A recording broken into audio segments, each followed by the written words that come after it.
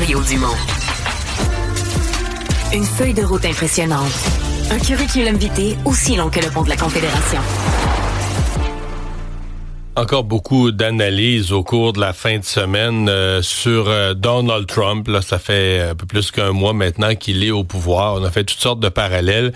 Et notre prochain invité s'est aussi inquiété là, pour ce qui s'en vient à l'intérieur, à l'interne aux États-Unis, où il y a généralement un équilibre des pouvoirs. Tu as le pouvoir présidentiel, tu as le Congrès, tu as la justice, tu as même l'armée. Et là, l'impression que Donald Trump met son monde partout, met des gens...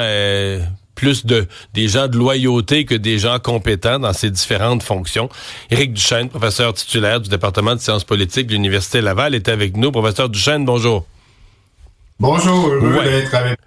Bon, vous avez écrit là sur votre page Facebook, finalement le texte il s'est promené, il a fait le tour des réseaux sociaux, des autres médias. Vous vous inquiétez là d'une concentration de pouvoir? Effectivement, j'ai qualifié la situation de crise constitutionnelle.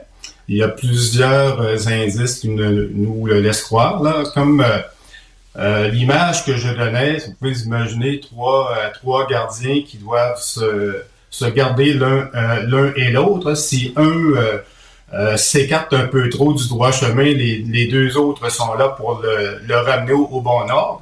Dans ce cas-ci, ce qu'on retrouve avec Donald Trump, Donald Trump, il est en train de pousser les limites du système qui a été mis en place par les pères fondateurs, qui était un système de poids et contre-poids, comme vous l'avez si bien dit, pour éviter la tyrannie du roi d'Angleterre.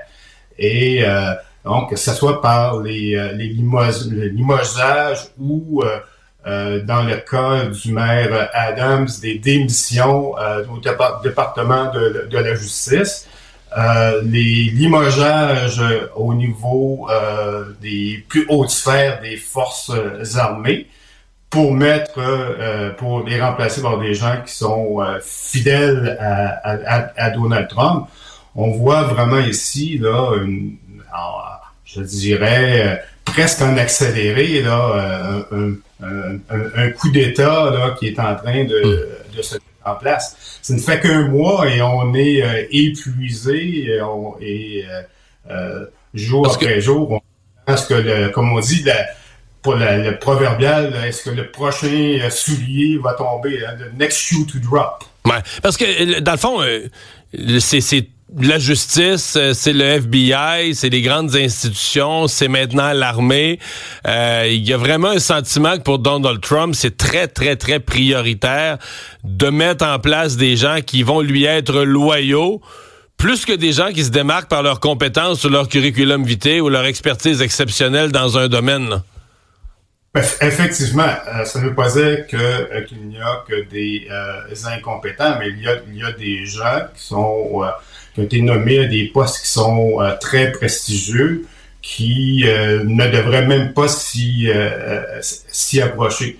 Je pense qu'à l'origine de tout cela, on peut remonter au premier mandat de Donald Trump où on sentait une très grande frustration lorsqu'il rencontrait ce qu'il considère lui-même là, les grands hommes de ce monde, parce que ça n'était que des hommes, là, que ce soit Poutine, Xi Jinping ou même Kim Jong-un, il les admirait pour le fait qu'ils étaient des hommes forts, qu'ils pouvaient faire ce qu'ils voulaient à l'intérieur de leur pays.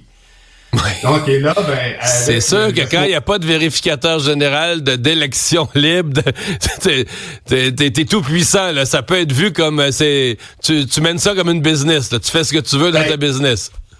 Absolument. Puis je suis content que vous le mentionnez parce que il se passe la même chose. Donc,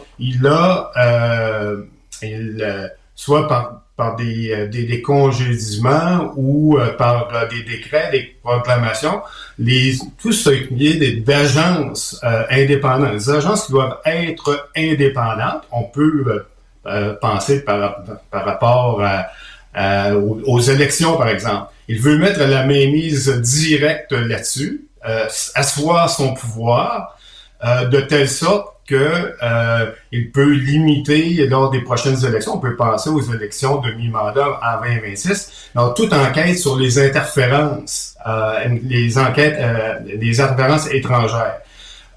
Aussi, il veut revenir à l'époque avant 2008 où les grandes banques, les grandes finances pouvaient faire ce qu'ils voulaient sans aucun contrôle. Donc, on hausse encore une fois la possibilité d'une crise comme on a vécu, crise financière qu'on a vécu en 2008. Et les exemples comme ça s'accumulent. Donc, on voit vraiment là que ça soit à tout niveau.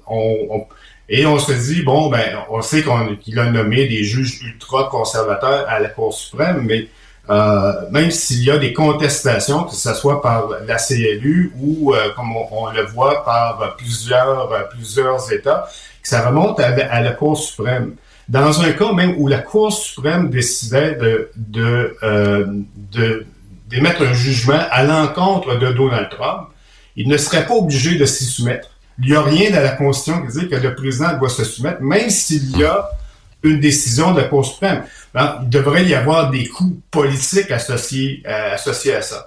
Alors, à partir du moment où il semble, certains citoyens américains semblent vouer un culte à Donald Trump, on peut se poser des questions sur le coût politique qui va être payé, même au cas où il ne se conformerait pas à une décision de la Cour suprême.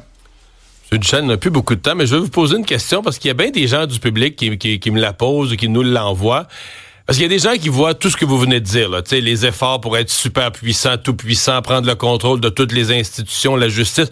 Et eux, ils en concluent, de simples citoyens, mais ils analysent ça, puis ils en concluent qu'il va vouloir rester pour un troisième mandat, que cette fameuse règle qui existe depuis toujours aux États-Unis, qu'un président puisse pas faire plus que 2 mandats, si sa santé lui permet, là. Est-ce que vous y croyez, ce scénario, là, qu'en cours de mandat de Donald Trump, des fidèles de Trump, des gens qui l'appuient vont commencer à dire, ouais, mais là, la Constitution, faudrait peut-être rouvrir ça, ben, qu'on va vouloir avoir le débat sur l'idée d'un troisième mandat? Comme on n'a pas beaucoup de temps, je dirais que par les voies légales, mais bon, je pense que Trump s'en fiche, ça serait extrêmement difficile. Donc, changer la Constitution, ça implique un appui très fort au niveau, non seulement... Parce qu'il faut que les États votent là-dessus, là, hein? États. Donc, sans entrer dans les détails, mais de façon un peu plus illégale, en semant le plus de chaos possible, il pourrait clamer une urgence nationale. Là, il n'a qu'à voir, là, il blâme le président Zelensky d'être un dictateur parce qu'il ne déclare pas des élections, mais c'est dans la loi de l'Ukraine qui dit, dans un cas de guerre, qu'un président peut se mettre.